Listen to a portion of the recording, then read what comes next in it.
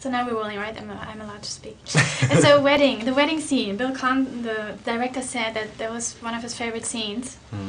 And actually the other actors I just spoke to too. How special was it for you? And is it true that there was a real priest? Because Kirsten said to me that you just made that story up. I did not make it up. Like, I don't understand why she's saying it. It was a real priest, but I made a little joke saying that we got married because he couldn't remember our names. He couldn't remember our names, but he was a real priest, and he's also someone's. He was someone's dad who. Oh no, that's the character. Maybe I'm mixing the whole thing up. Yeah, no, it was fun. It was a really fun scene to shoot. I like Bill didn't shy away from just making it the pure like fantasy, like girls' fantasy wedding. It was really pretty. I mean, you couldn't really have a prettier wedding. But you know, it was great to shoot. And we had all the old cast from the first one and stuff. But did you guys think, oh my god, it's a little much, it's a little too romantic? Because I mean, yeah, like you said, it's a girl's dream wedding, but for guys? Yeah, I mean, but like a guy, it's supposed to be about that. I mean, it's like a guy shouldn't have that much of a say in what happens in their wedding. It's kind of ridiculous. You should just be happy if your wife's happy. And I think, yeah, it was amazing. And the first scene was Jacob shirtless, and we saw you shirtless. So how difficult was it to look like a hot Edward compared to Jacob? Because he's a karate pro, he told me. Yeah,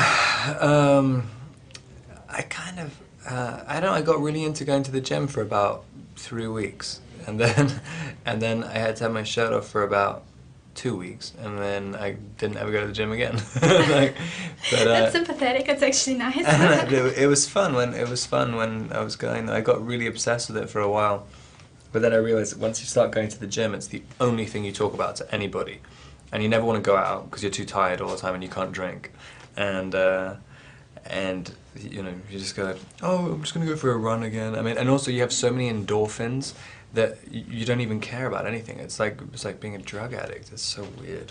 So no gym anymore. That's good. Never again. Well, Edward Googled Bella's condition. They're pretty, yeah, intense. He Googled them, and I read, tell me if I'm wrong, that you Google your interviews sometimes. What was the most embarrassing thing you've ever read? Oh, plenty.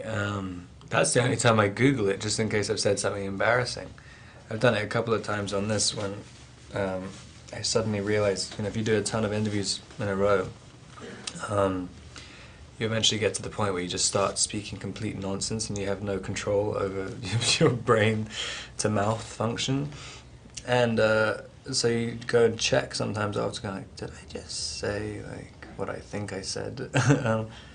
But I don't know. I was talking a lot, people talk to me a lot about Twilight sex toys and stuff, and I started like saying things about that, and I don't know, like, I mean, the stupid ideas. The Twilight sex toys? Like, that happened today. Wow.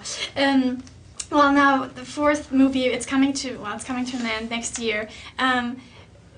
Do you remember that the first director, Catherine Hartwig, actually said, okay, I'm not sure about this guy, if he should fly to the audition. Do you remember that? And she made you swear something on a Bible?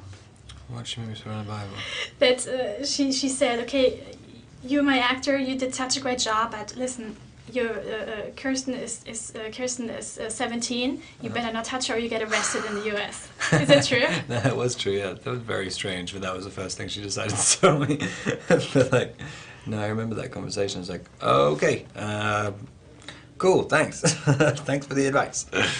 And how happy are you now? Are you sad that it's coming to an end? Or are you like, wow, this is a dream come true? Because I heard that you were just flowing out to the first edition with a dime in your pocket. Is that true? Can you tell me the story compared from there to now, where you are? Yeah, I mean, I didn't know what I was doing when I came out. There were 2 auditions which I came out for, and Twilight was something which I didn't have any. I thought I was close on the other 2, and I didn't get either of those 2 parts. And I was just sitting in LA, being like, "What am I doing? I'm telling people I'm an actor and not getting any jobs. So, you know, you're not an actor."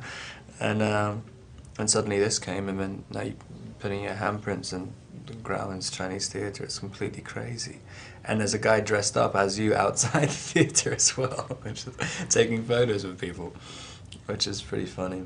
The first time I came to LA, I used to be friends with a guy who dressed up as Spider-Man. And we used to play gigs together. That was the difference. I mean, I never thought I'd be putting my actual hands in it. Oh, that's cool. Because he's a musician too, so you played music together? Yeah. Oh wow, that's Thank you so much. Yeah, no, amazing film, and Germany. Thank you very much. It's gonna love it. Nice to meet you. Cool.